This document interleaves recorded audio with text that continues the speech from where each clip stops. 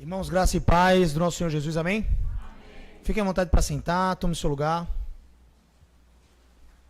Que bênção, já fomos alimentados de tantas maneiras aqui e ao mesmo tempo já podemos glorificar o nome do nosso Deus, louvando com cânticos espirituais, agradáveis ao Senhor. Nossa expectativa sempre é essa, de que o culto seja agradável a Ele. Afinal, não estamos aqui para agradar nós mesmos, mas para agradar ao Senhor Jesus, amém? Vamos abrir nossas Bíblias num texto que já foi mencionado aqui, e como não, no mês de maio, que é o mês da Igreja Batista, o mês da família, como não ter já esse texto talvez sido exposto aqui na igreja, e é o texto de Deuteronômio capítulo 6. Você já provavelmente deve ter visto, o pastor certamente que já mencionou, inclusive, esse texto aqui, hoje, na sua oração, deve ter, de alguma forma, pregado nesse texto, porque ele é tão abundante para nossas vidas, mas sim, irmãos, nós temos expectativa de que haja mais tesouros nesse texto, então prepare o seu coração para que você possa ter as armas da luz se achegando até você e de alguma forma te capacitando para viver essa vida de forma piedosa e agradável ao Senhor, amém? Deuteronômio capítulo 6, ouça com reverência a palavra do nosso Deus, vamos ler a partir do verso 1. A palavra de Deus diz assim: Estes, pois, são os mandamentos, os estatutos e os juízos que mandou o Senhor teu Deus, se te ensinassem para que os cumprisse na terra a que passas para possuir. Para que temas ao Senhor teu Deus e guardes, isso significa praticar, irmãos, todos os seus estatutos e mandamentos que eu te ordeno, tu e teu filho e o filho de teu filho, todos os dias da tua vida, e que teus dias sejam prolongados. Ouve, pois, ó Israel, e atentem os cumprires, para que bem te suceda, e muito te multipliques na terra que mana leite e mel. Como te disse o Senhor teu Deus e Deus de teus pais.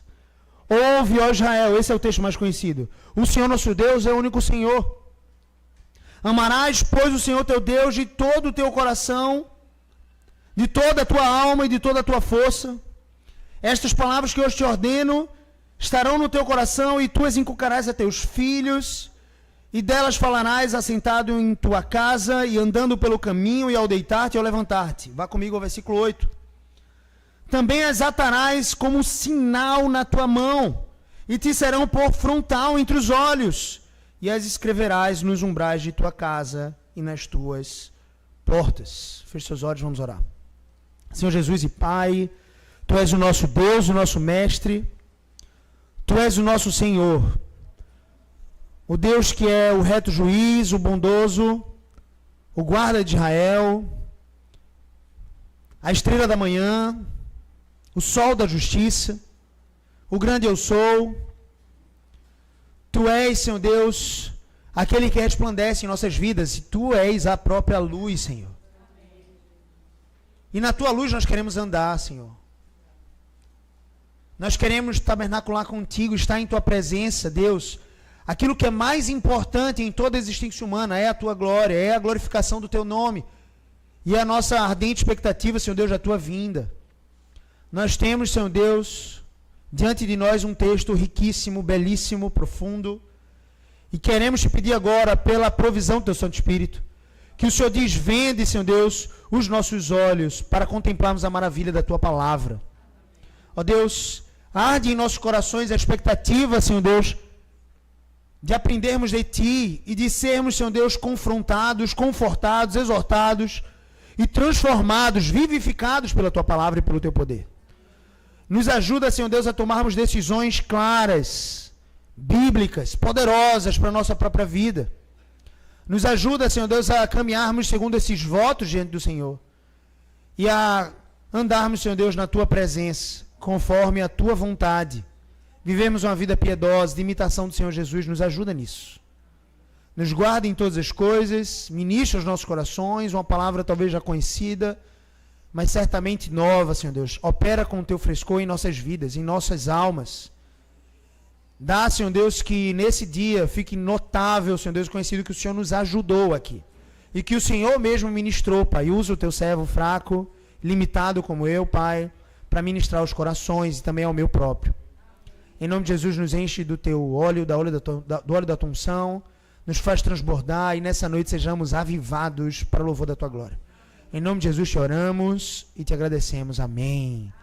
Que Deus multiplique a sua atenção e te dê a capacidade de alguma forma, irmão, aprender essa palavra na perspectiva de que você mesmo pode, então, a partir disso, ensiná-la a outras pessoas e, por que não, à sua própria família e aos seus próprios filhos. Amém? Eu sempre que vou aprender algum tipo de conteúdo, seja palavra ministrada numa escola dominical, seja uma pregação, eu tento aprendê-la na perspectiva de que eu devo orientar outras pessoas com aquela mesma palavra. Então, meu grau de atenção, ele se multiplica. Não tem TDAH certo. Você vai estar muito mais pronto a ouvir e a conectar os versículos que vão ser ministrados para que você mesmo possa, então, instruir outras pessoas. Não é esse o chamado do nosso Deus?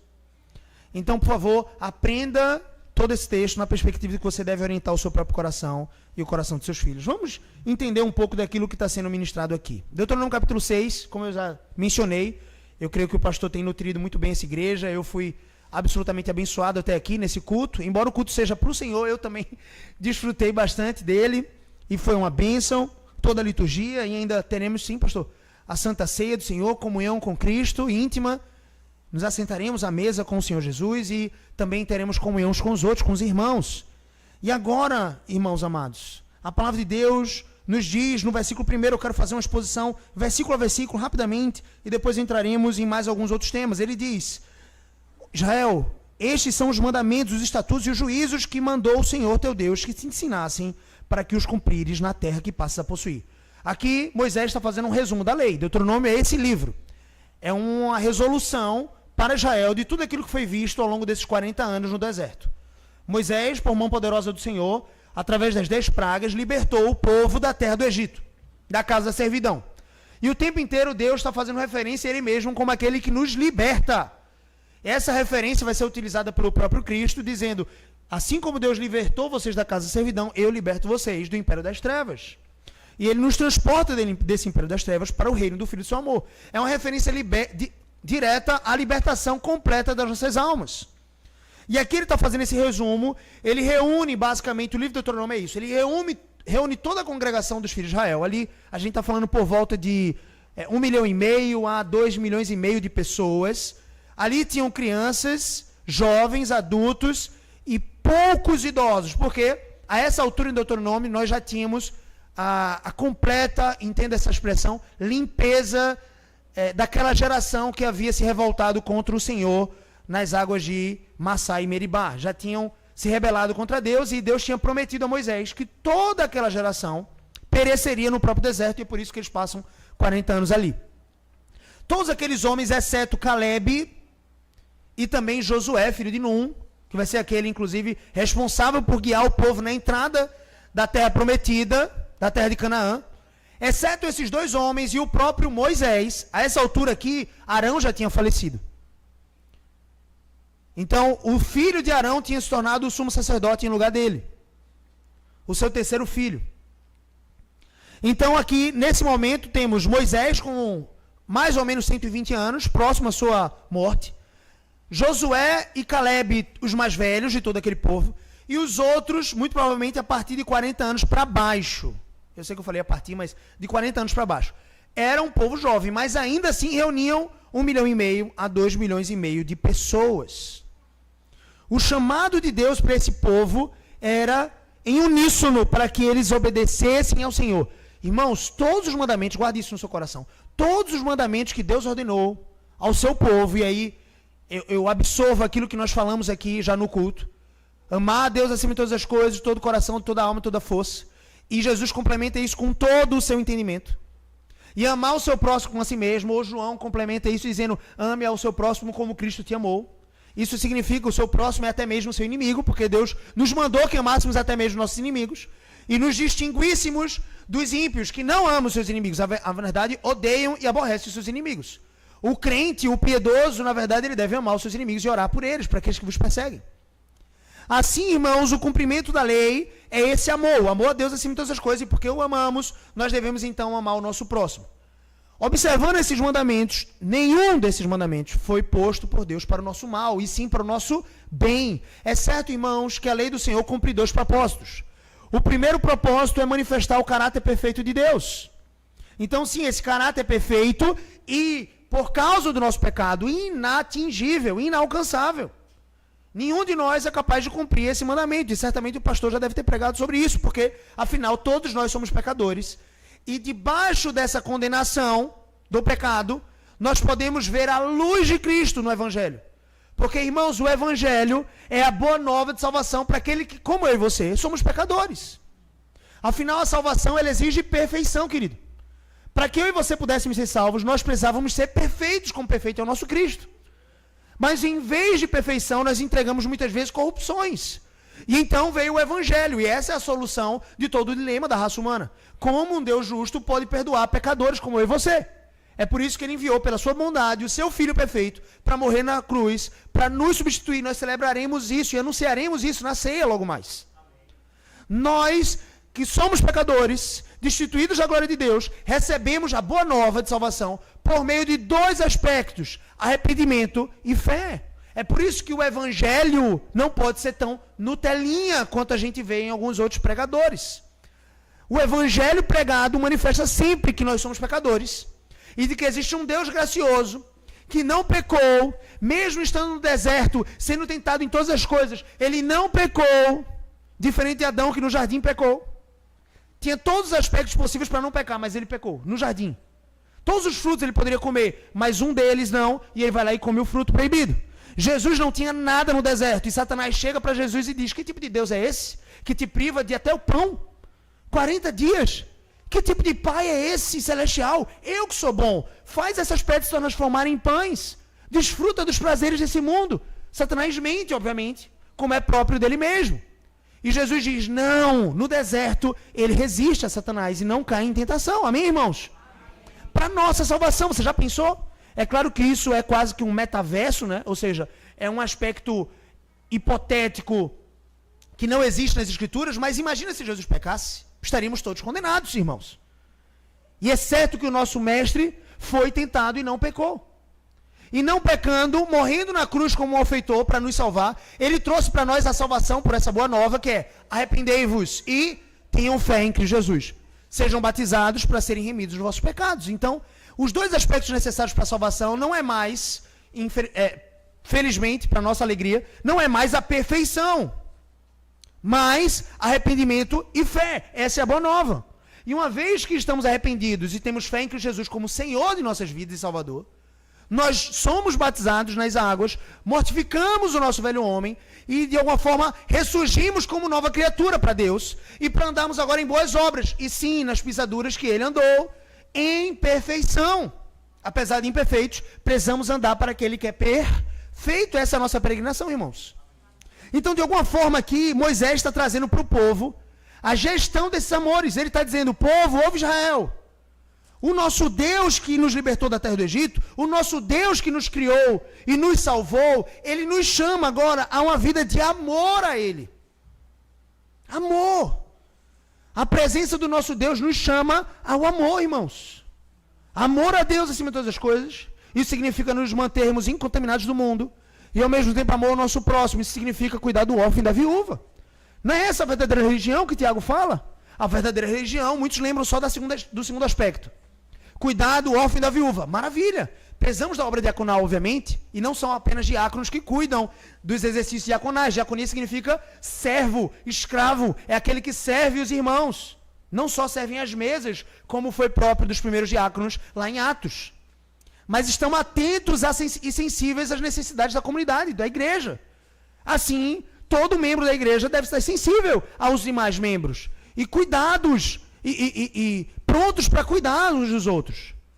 Mas, irmãos, veja que coisa interessante. O exercício não é apenas com cuidado com os mais necessitados, é também de mantermos o nosso coração incontaminado do mundo. Isso significa santidade. Esse é o presente de vida que Deus nos dá. Que vida pode ser melhor do que essa, do que uma vida de piedade em Cristo? Que vida pode ser melhor do que viver uma vida para o Senhor, uma vida de santidade, uma vida de imitação das virtudes de Cristo? Uma vida de mortificação do nosso próprio pecado, irmãos? Esse é o chamado do nosso Deus. Era isso que Moisés estava fazendo aqui. Israel, os mandamentos do Senhor são para o vosso bem. Observe o verso 1. Para que vocês cumpram e entrem na terra que vocês passam a possuir. Versículo 2. Para que temas ao Senhor teu Deus. Os mandamentos estão ali para que você tema ao Senhor teu Deus. O primeiro princípio, o primeiro cumprimento dos mandamentos é revelar o caráter perfeito de Deus. Nós não somos perfeitos, então estamos debaixo do pecado. Qual é o segundo objetivo? É exatamente esse. Os dois objetivos da lei de Deus, primeiro, revelar o caráter perfeito de Cristo. E o segundo, manifestar que eu e você, nós não temos esse caráter perfeito. É por isso que a lei não pode salvar. É por isso que Jesus veio para cumprir a lei. E eu e você, pelo Evangelho, podemos ser salvos apesar da lei. Ela serviu como um tio que leva os crentes, os seres humanos até Cristo. A lei serve como, essa expressão tio é como aio. É um veículo até que você olhe para a cruz, irmão. Para que você olhe para a cruz e diga, eu sou o pecador, eu estou perdido sem Cristo. Então Cristo vem e te salva. Como o médico pode salvar alguém que não reconhece que está doente? Por isso que Jesus falou, o médico veio para os que são doentes. Ele fala isso para um fariseu. Mas o que ele estava dizendo era que todos são doentes. E o fariseu não se reconhecia assim. Bem-aventurado aquele que Deus não atribui culpa e pecado. Mas porque primeiramente ele mesmo já se atribuiu culpa e pecado e foi aos seus joelhos pedir e clamar por perdão em favor de Deus. Assim, irmãos, bem-aventurado é aquele que teme ao Senhor e se achega diante de Deus com humildade, reconhecendo que é pecador e reconhecendo que da graça de Deus provém toda bênção e todo favor. Então ele diz aqui, para que vocês temam ao Senhor. Então a lei de Deus vem para que temamos ao Senhor. E guardes, ou seja, pratiques todos os seus estatutos e mandamentos que eu te ordeno. Tu e teu filho e o filho de teu filho. Então essa é uma ordem geracional. Isso é para todas as gerações. Eu estava pensando agora e compartilhei com a minha esposa. Que bênção, como eu me sinto amado pelos meus filhos, pelos meus enteados, como o nosso ambiente familiar é virtuoso e maravilhoso. Mas, irmãos, eu não sei se você já sentiu algo assim, mas eu preciso fazer um exercício diário de desapego, em certa medida, para que eu não idolatre até mesmo os meus filhos ou esse ambiente de amor. Entenda o que eu quero dizer? Porque, sim, irmãos, como é maravilhoso. E como nós oramos pedindo graça sobre graça diante de Deus para que os nossos filhos permaneçam saudáveis. Para que neles não se achem tumores ou cânceres, ou não se achem acidentes que impeçam eles de alguma forma de fluírem na sua vida. Nós oramos por isso. Mas mesmo assim, irmãos, se do propósito eterno de Deus viesse sobre nós o tipo de aflição que veio sobre Jó, nós precisamos ter nossa esperança não em nossos próprios filhos ou na nossa própria vida, construída com muito esforço, uma vida boa, uma vida agradável diante de Deus, uma vida de amor no seu lar. Isso é maravilhoso. Mas mesmo se vier sobre nós a queda ou a morte dos nossos filhos, que a nossa esperança seja Cristo, irmãos. A nossa esperança seja as alegrias eternas com Ele. E o desfrute dos nossos filhos na companhia do nosso mestre. Eu estava pensando em compartilhando isso com o Andressa, dizendo assim, meu Deus, como é bom ser amado pelos nossos filhos, como é bom viver esse ambiente familiar, mas ao mesmo tempo, se Deus escolher levar um deles, ou todos, ao mesmo tempo. E aí a preparação para o nosso coração é, Senhor, que eles sejam crentes. Por isso que a expectativa de todo pai é que os filhos temam ao Senhor. E ao mesmo tempo o receio, ou o maior temor de cada pai, é que os filhos se desviem do Senhor. Não tem nada mais trágico do que isso. Mais até do que a morte do seu filho, é ele se desviando dos caminhos do Senhor. Mesmo que você como pai, crente, tenha esperança em Deus, de que até o último suspiro do seu filho, e mesmo que você parta dessa vida e não veja isso, você tem esperança de que de alguma forma ele volte aos caminhos que você ensinou, sim. Você tem essa esperança. Mas, irmão, mais doloroso do que a mesma morte, que gera um luto imediato, e um luto muitas vezes duradouro, uma cicatriz enorme. Nós sabemos o que é isso, porque uma das nossas filhas morreu, das 7, uma já está com Cristo. Mas, irmãos, a nossa esperança está de que em Cristo Jesus estaremos na glória com ela. E é claro que a nossa primeira expectativa deve ser, eu quero ver o meu Senhor e Mestre. Mas logo depois, a segunda pessoa que eu gostaria de ver não é Paulo, nem Adão, com todo respeito a todos. Deve ser maravilhoso caminhar com eles, certamente. Mas é a minha filha Eva. Você entende isso? Eu quero vê-la na glória. Eu quero ter essa expectativa, porque a salvação é individual, mas passa pelo aspecto da intenção de Deus geracional, para a família, querido. É para você e os seus filhos. É para você, a sua esposa e a sua casa. Ele está dizendo isso aqui, ó. Você tem uma responsabilidade, querido. Ensinar os seus filhos. Compartilhar o evangelho da salvação em exemplo, em instruções, incansavelmente, todos os dias, em todo tempo e em todo lugar. Ele está dizendo aqui, todos os dias de tua vida. E que teus dias sejam prolongados. Para que você viva essa vida piedosa diante de Deus. O versículo 3 diz, ouve, pois, Israel, atenta, ou seja, guarda a sua atenção. Se tem alguma coisa que você não pode ser desatento, é em cumprir e obedecer os mandamentos do Senhor. Porque você não foi salvo, a lei te levou até Cristo. Mas agora, em Cristo, você anda nas obras da palavra de Deus, nas obras que Deus de antemão separou para que andássemos nelas. E essas obras, adivinha, são obras de obediência a Deus. Afinal, o próprio Cristo obedeceu toda a lei. Você entende isso?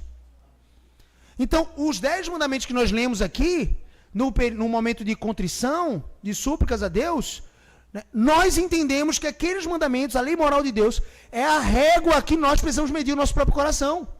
Tenho eu adorado outros deuses? Como é que eu sei que eu tenho adorado outros deuses, Gabriel? Se a minha segurança está em qualquer outra coisa que não seja o Senhor. A segurança da sua vida está na sua conta bancária, querido? Você está passando por um aperto financeiro? E você está desesperando da sua própria vida? Se a sua confiança está no dinheiro, saiba, você colocou um ídolo, mamon no seu coração. E eu sei que é um desafio. Mas você não está sendo provado? E toda aprovação não é proveitosa se você for aperfeiçoado e refinado no fogo da aprovação? Para receber ainda mais fé e esperança no Deus que provê todas as coisas? Se a sua esperança e a segurança está no seu cônjuge, ou no seu filho permanecer fiel, ou até mesmo, né, no seu filho de alguma forma caminhar nas Escrituras, e no momento que ele se desvia você enfraquece completamente e abandona o próprio Deus, a sua segurança nunca esteve no Senhor, estava no seu ambiente familiar, perfeito. A minha segurança está em eu construir uma família um dia, isso é para a glória de Deus, mas você colocou aquele projeto que é para a glória de Deus como um próprio ídolo no seu coração. A ponto de que, quando Deus não te confere aquilo que você está desejando e esperando nele mesmo, você se revolta contra o Senhor. E já não há mais motivação para vir à igreja, já não há mais motivação para ler as Escrituras e orar ou evangelizar. Querido, a sua segurança nunca foi Deus. O significado da sua existência vem de quem? Se não for do Senhor e vier de terceiros, e talvez da rede social para os mais jovens, cuidado com isso, ou até mesmo nós adultos aqui também temos esse tipo de tentação. Se o significado da sua existência vier daquilo que seu chefe falar, ou daquilo que a sua esposa falar, saiba, o seu Deus se tornou aquela pessoa, ou as palavras dela, e isso tem um efeito trágico sobre a sua própria vida. Irmãos, religião nada mais é do que a sua ponte com Deus. Religião significa, vem do verbo latim, religare. E Deus projetou a verdadeira religião como sendo Cristo. Ele é a ponte de reconciliação com Deus. Mas se nós colocarmos qualquer outra ponte com outra divindade, temos perecido no pecado da idolatria. Temos adorado outro Deus. Religião nada mais é do que a fonte que todo ser humano tem de sua segurança, significado, valor, reconhecimento e propósito. Segurança, significado, valor, reconhecimento e propósito. São essas 5 coisas. Quem for a fonte do ser humano de seu significado, segurança, propósito, valor e reconhecimento, é o seu Deus. Muitas vezes, na escola dos seus filhos, eles estão aprendendo através de um material didático, através de professores ímpios e seculares, de que a fonte de segurança deles não é o Senhor Deus. Sabe por quê? Porque o seu professor, ou o professor da escola do seu filho, nem pode falar sobre Deus. Ele é proibido de falar sobre isso. Se ele falar sobre Iemanjá, orixás, se ele falar de qualquer outro tipo de religião de matriz africana ou qualquer outro, pode. Mas Deus, Jesus, não. Na escola secular é assim. Materiais seculares falam que Deus basicamente não existe, ou ignoram a sua existência. Se ignoram a sua existência, eles estão aprendendo sobre a ciência, eles estão aprendendo sobre o conhecimento da natureza que Deus criou, sem o próprio Deus. É como eu falar da obra de Mozart sem mencionar o próprio. É como eu falar da Capela Sistina e toda aquela magnífica pintura sem mencionar Michelangelo. Em todos os lugares nós queremos saber a obra e o autor da obra. Como é que nas ciências e no livro didático do seu filho fala sobre a criação de Deus sem mencionar o próprio, ou até mesmo ignorando, ou até mesmo atribuindo segurança a outra coisa? O seu filho está aprendendo que a segurança da vida dele vem do seu próprio braço, do seu próprio raciocínio, do seu próprio intelecto. Ele vai crescer, ele vai estudar e ele vai se tornar alguém na vida. Olha que coisa fortuita. Olha que malícia. Isso desvia qualquer pessoa. Irmão, é como você tocar numa bolinha de golfe, 2 milímetros para o lado, e ele vai, essa bolinha, no decorrer de anos, entenda a metáfora, no decorrer de quilômetros, vai alcançar o banco de areia, não vai alcançar a bandeirinha. Ou se você tacar 2 milímetros para o outro lado, na bolinha, ela vai alcançar o banco de areia, não vai alcançar a bandeira, meu querido. Você tem que fazer um ajuste fino de 2 milímetros hoje, na educação do seu filho. Dá uma olhada no material didático. Dá uma olhada naquilo que o professor está ensinando na escola. É uma escola cristã? É verdadeiramente cristã? Não é. Eu sempre digo, a gente lá em casa, nós somos proprietários de uma escola cristã. Eu não estou fazendo nenhum tipo de apologia para você ir lá para comprar, embora seja uma bênção e estejamos nos esforçando para que cada vez mais seja uma escola pronta para receber famílias e para glorificar a Deus. A nossa missão é, de fato, formar homens e mulheres para conhecer, crer e servir a Deus, mesmo nas carreiras mais exigentes. Então, é uma preparação intelectual? Claro que é. Mas, sobretudo, toda escola tem uma preparação moral e espiritual também, querido. Mesmo que ela não assuma isso. Porque enquanto seu filho está tentando aprender português e letramento e o método fônico, ou está tentando aprender contas de matemática, ele está aprendendo sobre o que é moralidade e espiritualidade dentro da sala de aula. Porque tem um gesto obsceno, tem um que toma o lápis do outro, e ali a professora vai fazer uma intervenção moral, ignorando os passos ou o mandamento do próprio Deus e espiritual. É uma moralidade rasa. E ali o seu filho está aprendendo que a segurança dele está nele mesmo. Essa é, de alguma forma, a religião à parte de Deus. Porque todo tipo de ensino, querido, é religioso. Veja como Deus dá ênfase para essa religião aqui. Para essa estrutura de educação. Se Deus não se importasse com o ensino, querido, entenda isso. Se Deus não se importasse com o ensino, Ele não falaria aqui, ó, para que você ensine todos os dias aos seus filhos. Atenta, Israel, presta atenção nos mandamentos que eu estou ensinando para vocês. Que tipo de ensino ele estava tendo? O ensino da lei de Deus. A busca era para o conhecimento, para que eles, de fato, mergulhassem no conhecimento de quem Deus é, e entendessem quem são, e pudessem caminhar de forma agradável diante do Senhor. Irmãos, Deus se importa com a educação. Deus é o Senhor da ciência, e toda a ciência aponta para Deus. O seu filho está consciente disso. A escola do seu filho tem ensinado sobre isso. Me pergunta, a gente sempre fala sobre isso. Eu e Andressa, a gente conversa. Olha, se a gente não tivesse, entre aspas, aqui uma escola cristã no nosso bairro, na nossa cidade, das duas uma. Ou nós iríamos fundar uma escola cristã, porque sim, nossos filhos precisam, e eu sei que tem outras famílias que venham precisar. Ou nós íamos fazer educação domiciliar. Porque eu não permitiria que meu filho aprendesse sobre outro tipo de divindade, querido. Porque todo ser humano é religioso. E toda educação é religiosa. Não tem educação neutra. Ou ele vai aprender sobre o Deus verdadeiro, ou ele vai aprender sobre um falso Deus. Uma falsa fonte de segurança. E uma vez que ele aprender sobre essa falsa fonte de segurança, de significado, de propósito, de valor e de reconhecimento, ele já se desviou no seu coração e no seu íntimo. E é claro que você deve orar e contar com a graça do nosso Deus. Conte com a graça. Mas, por favor, isso não é sobre sobrevivência, querido. Quando você pensa assim, Gabriel, eu mesmo estudei em uma escola secular. Estou aqui firme nos caminhos do Senhor. Você esqueceu de quanta mácula você passou nessa escola? De quantos desafios você viveu? E de quão perto você esteve de se desviar completamente? Você esqueceu disso? Ou, se você sobreviveu, que tipo de vanglória você poderia dizer? Eu sobrevivi ao café da manhã. Não, queridos, nós temos responsabilidade diante de Deus. Precisamos colocar o banquete da graça diante dos nossos filhos todos os dias, sim ou não? Como é que você tem se contentado com a ideia de que você sobreviveu àquela esfera de educação que te levava para longe de Deus? Eu sobrevivi, então meu filho vai sobreviver também. Como assim? Que tipo de responsabilidade você está abrindo mão? O próprio Deus está te chamando, não para sobrevivência simplesmente, ou para uma subsistência, mas para uma vida de abundância. A vida eterna com Ele, querido. E sim, Deus está chamando para um senso de responsabilidade, para ensinar os mandamentos e os caminhos do Senhor em todo tempo e em todo lugar. Veja o chamado do nosso Deus. Ele fala para que bem te suceda e muito te multipliques na terra que manda leite e mel. Como te disse o Senhor, Deus de teus pais. E agora observe o verso 4. Ouve, Israel, o Senhor nosso Deus é o único Senhor. Agora sim, olha que interessante, o que Agostinho vai falar sobre a gestão de amores, e C.S. Lewis vai reproduzir isso no livro Quatro Amores dele.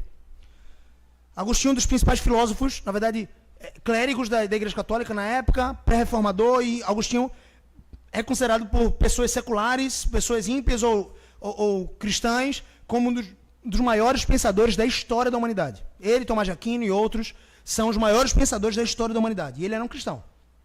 E um homem piedoso. E deu base para Calvino e Lutero fazerem grande parte da sua reforma protestante. E Agostinho fala sobre isso, C.S. Lewis aproveita essa carona e pega e traz isso no seu livro Quatro Amores. Aqui Deus está chamando o seu povo para fazer uma gestão dos seus amores. Uma gestão. Veja, essa é uma prática diária, querido. Uma vez que nós fomos encontrados pelo Evangelho e a força transformadora do poder de Deus, da palavra, uma vez que nós nascemos de novo, agora o chamado de Deus é: ame a Deus acima de todas as coisas. Ame a Deus de todo o seu coração, de toda a sua alma, de toda a sua força, de todo o seu entendimento. Pratique esse amor diariamente.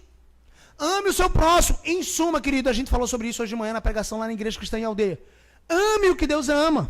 Se aproxime daquilo que Deus ama e odeie aquilo que Deus odeia. Por favor, não seja tão apressado para odiar nos outros aquilo que Deus odeia. Odeie em si mesmo, primeiramente. Porque sim, somos muito apressados para odiar rapidamente os pecados nos outros e somos letárgicos, lentos demais, cansados demais para lutar contra o nosso próprio coração. Você tem tantas coisas a tratar no seu coração. É óbvio que você pode exortar um irmão em algum tipo de pecado, é parte da igreja, é parte da família, exortarmos mutuamente um ao outro, nos estimularmos na prática das boas obras. Isso envolve exortações quando o outro peca. Mas saiba que o seu tipo de exortação deve ser uma exortação piedosa, recheada de misericórdia, apontando para a cruz. Afinal, você é o principal do pecador. Não é assim que nós devemos nos ver? Os principais de todos os pecadores, o próprio apóstolo Paulo não falou de si mesmo assim? Eu, Paulo, o principal dos pecadores. Querido, se Paulo está se chamando o principal dos pecadores, eu e você precisamos enxergar nós mesmos assim, dessa forma. E assim é o início da redenção de todo relacionamento, especialmente na família. Porque se você é o principal dos pecadores, quem é o seu cônjuge? No máximo, o segundo principal. No máximo. Então, o seu tratamento com o seu cônjuge muda um pouco, não muda? Porque você não é o principal. Quem é o seu cônjuge? Talvez o segundo principal, Gabriel, não tem jeito. Ele está até competindo comigo, porque para ver quem é o mais pecador. Porque o homem realmente é miserável pecador, viu? E aí você está dizendo para sua esposa: essa aqui é pecadora, é rixosa, essa aqui é submissa, meu Deus do céu. Mas ela é a segunda, você ainda é o primeiro, querido.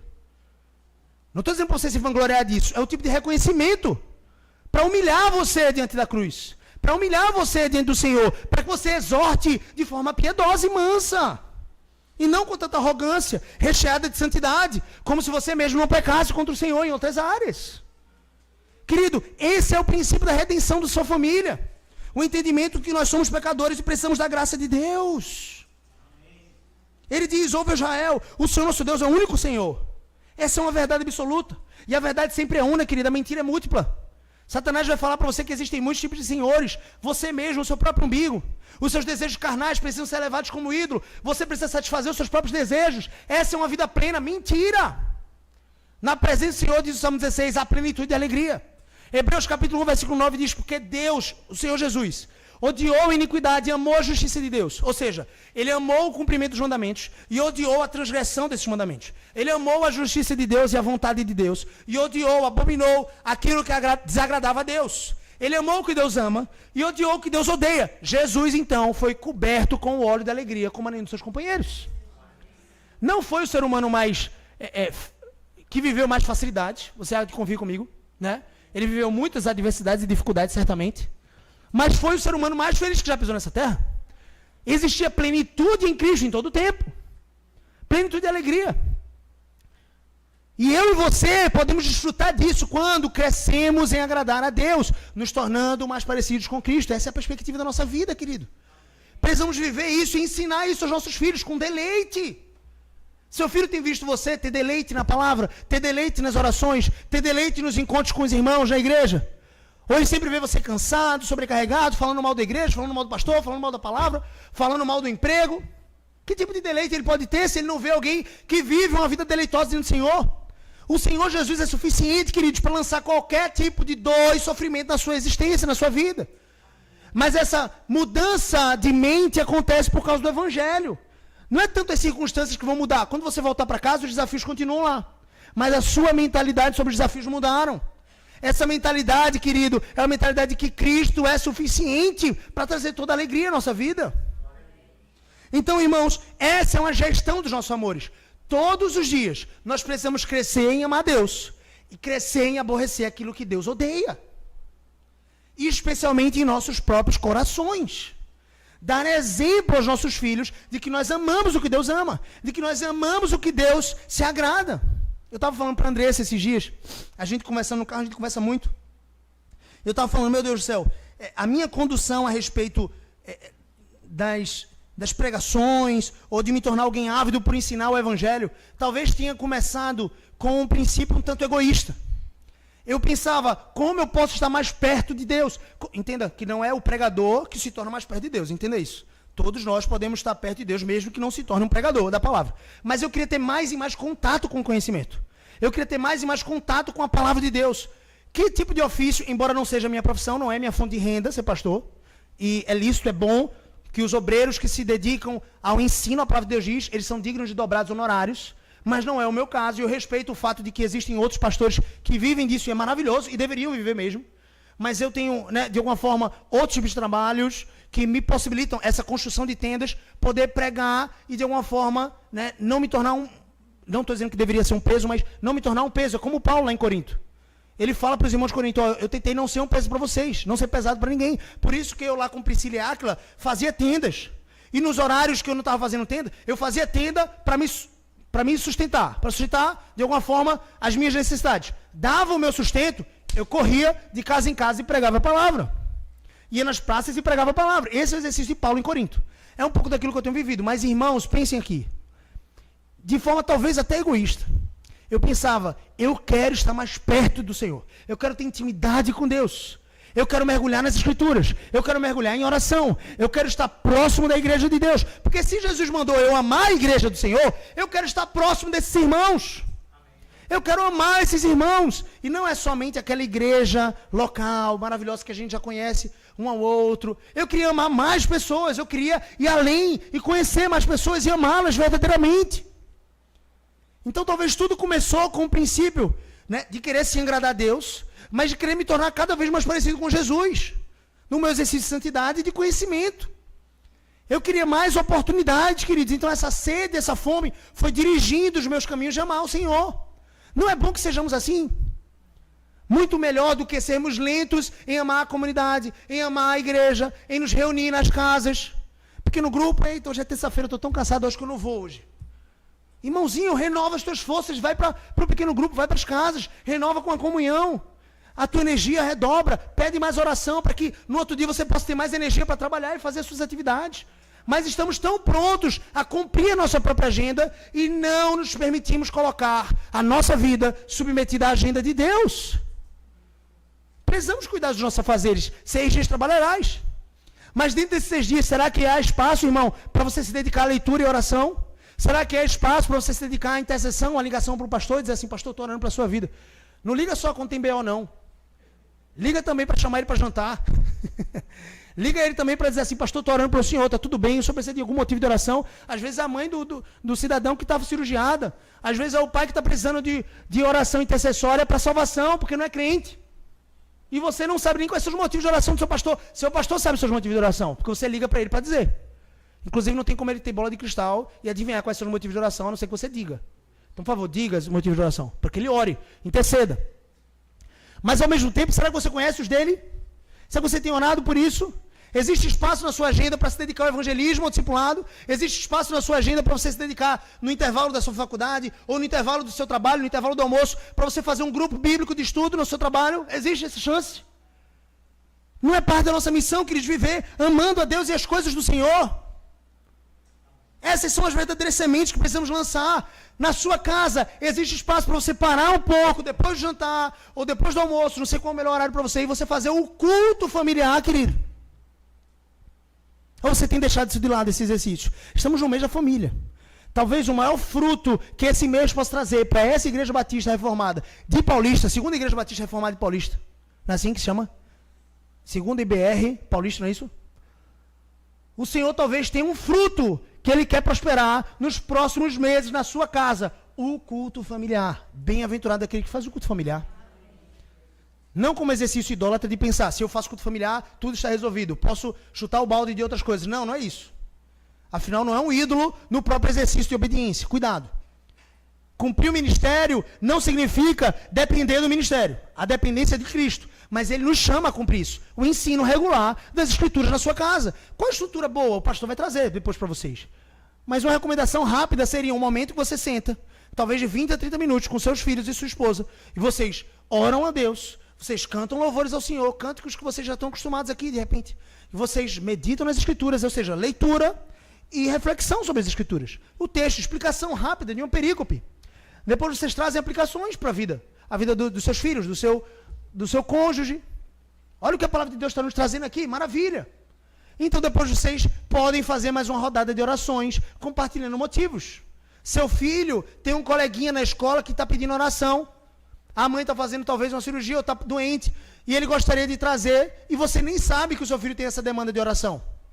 Nem sabe, porque você nunca faz o culto familiar. Você nunca ajusta o coração dele. Será que o seu filho está amando a Deus de todo o coração? Será que você está fazendo essa gestão também por ele? Porque enquanto ele for infante, você precisa fazer essa gestão por ele.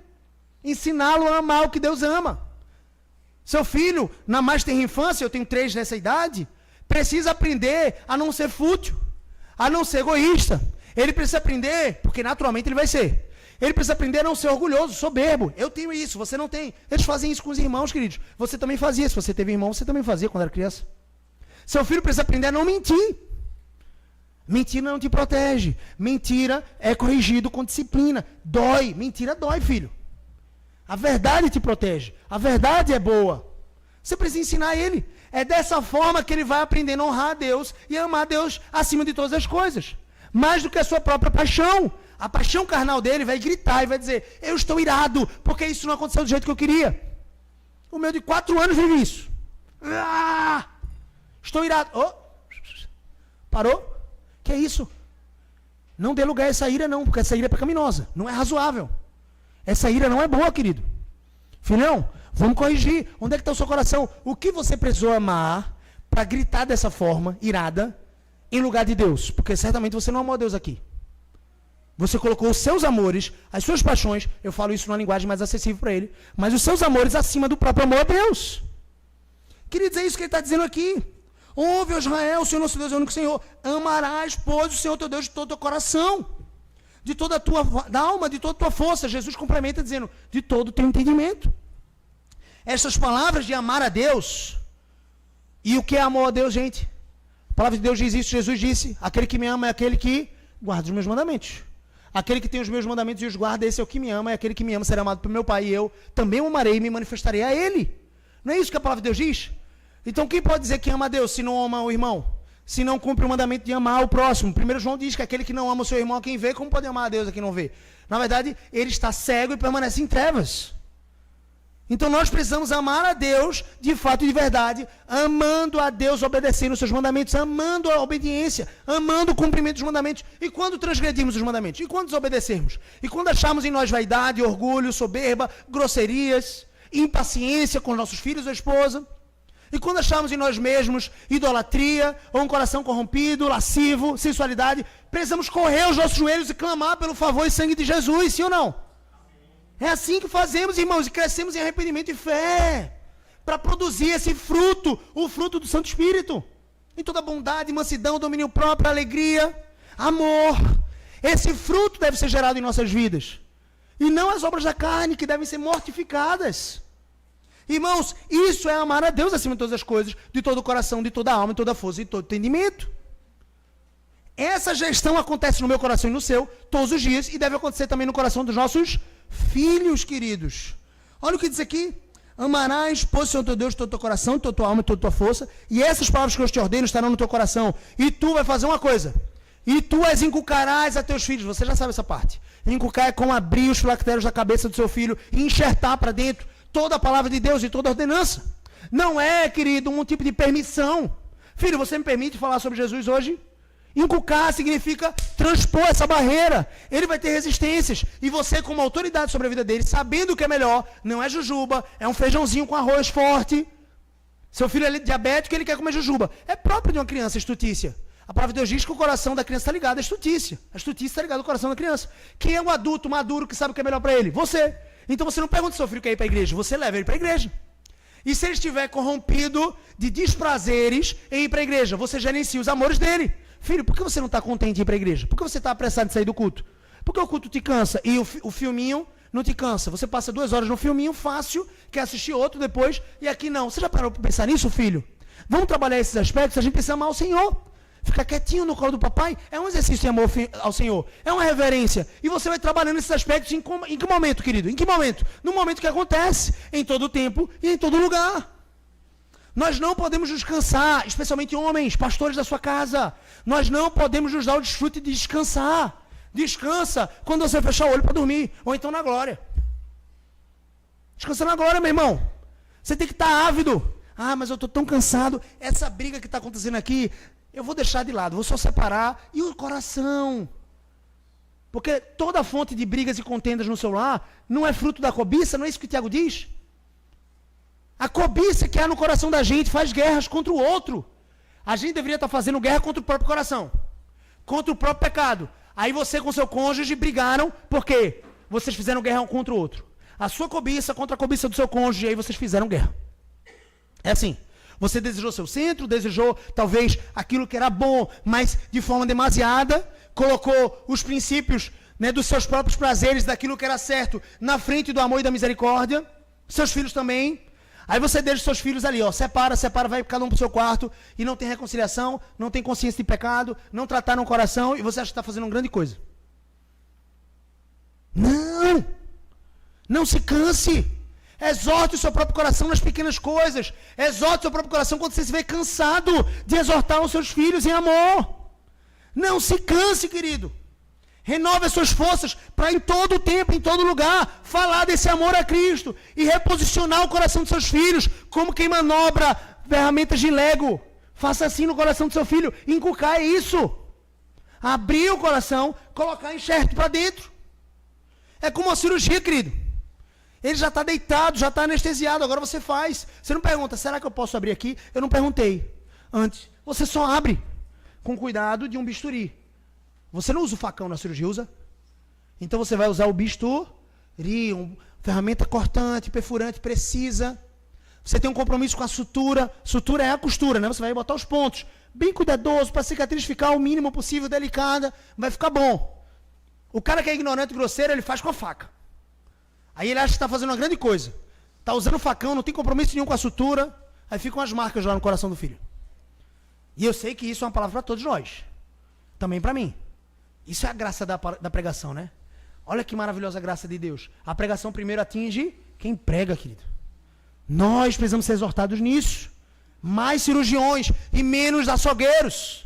Não é isso que nós precisamos ser? O coração do seu cônjuge também, querido. Carece de uma cirurgia da alma. É uma exortação quanto à submissão, é uma exortação quanto à liderança bíblica. Vai com o bisturi. Coloca a anestesia certa da graça. Os exercícios da piedade, a sabedoria que Natã usou com Davi. Essa é a anestesia na alma. Natã tendo sabedoria para conduzir o rei Davi à contrição. É claro que foi o Espírito Santo que conduziu tudo aquilo, mas ele não usou a sabedoria de Natã? Inclusive é o nome do meu filho? Não é isso. Precisamos ser sábios. Essa é a anestesia. Ele foi um abridor cirurgião, ele não foi açougueiro. Davi, você é pecador. Adulterou com Batseba, matou Urias, seu marido, agora a mulher está grávida. Que absurdo. Ele poderia ter feito isso e Deus poderia ter usado, tá? Porque Davi, o cara que é pecador, ele não escolhe a forma como Deus vai conduzir a cirurgia. E às vezes Deus vem na ignorância mesmo. Então já se quebranta, coloca o seu coração disposto para ouvir. Mas Deus usou com sabedoria uma cirurgia na alma. Natã fazendo a cirurgia. Olha o que ele fala. Eu te ordeno, inculca aos teus filhos. Fala dessas palavras do amor. Esse amor a Deus, que aborrece o próprio pecado, que mortifica o pecado e cresce nas virtudes de Cristo. Fala aos teus filhos, assentado em tua casa e andando pelo caminho, ou seja, em todo lugar. E ao deitar e ao levantar, ou seja, em todo tempo. Em todo lugar e em todo tempo.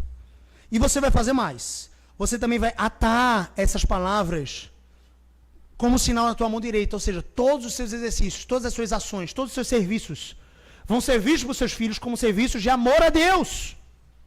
Sua mão direita.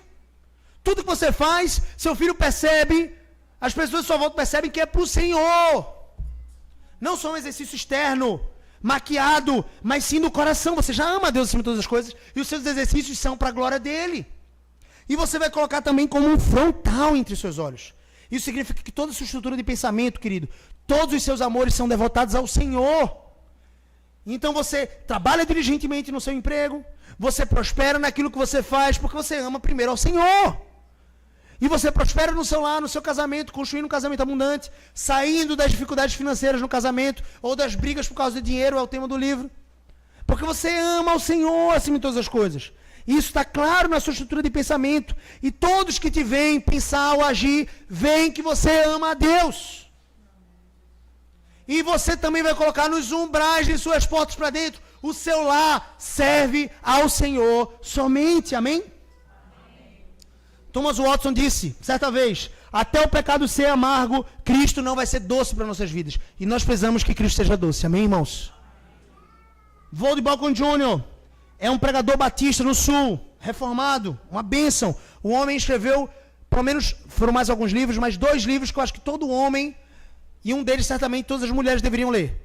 O primeiro é A Família Guiada pela Fé, esse é para o casal, é para o homem e a mulher, e para aqueles jovens que querem construir uma família, né, alicerçada em Cristo, vocês deveriam ler. Eu estou falando até dos mais jovens mesmo, aqueles que um dia aspiram a ter uma família, deveriam ler A Família Guiada pela Fé, Voddie Baucham Jr., e ele escreveu Pastores da Família, homens, anotem esse livro. Especialmente o líder do Ministério de Homens de Masculinidade, que deveria trabalhar alguns desses aspectos desse livro no Ministério de Homens também. Mas, obviamente, você não vai ficar esperando o líder do Ministério de Homens pegar esse livro, trabalhar na igreja. Você vai comprar ele e vai ler, meu amigo. E desfruta desse livro. Mas ele falou certa vez, eu falei toda essa volta dos livros, recomendei esses livros, que obviamente não substituem a Bíblia, mas são complementares no sentido de que você pode crescer no entendimento daqueles temas com esse irmão, pastor, conduzindo você biblicamente, e são livros bíblicos em Deus. Mas ele diz, Voddie Baucham, se não estivermos ensinando nossos filhos a amar e obedecer ao Senhor, então o mundo, as malícias do mundo, Satanás e toda a sua agenda maligna de sofismas e ideologias erradas estarão ensinando a odiar a Deus. Porque se você não está amando, se você não está ensinando seu filho a amar a Deus, seja na escola, no material didático do seu filho, seja no seu lar, com o culto familiar, o mundo vai ensinar ele a odiar a Deus. Porque o coração pecaminoso da gente já é inclinado a odiar a Deus e a se rebelar contra ele. Facilmente. Satanás só dá um empurrãozinho e a gente já derruba a ladeira abaixo. Irmãos, ainda, Charles Spurgeon certa vez falou, a santidade não é um caminho para Cristo, mas Cristo é o caminho para a santidade. Você quer ser santo? Não tente fazer isso sozinho. Vá com o Senhor Jesus. Não existe vida melhor do que uma vida de piedade, de imitação do Senhor Jesus. Não existe vida melhor do que viver uma vida de santidade. Viva isso no seu lar, para a glória do nosso Deus. Amém? Feche seus olhos, vamos orar.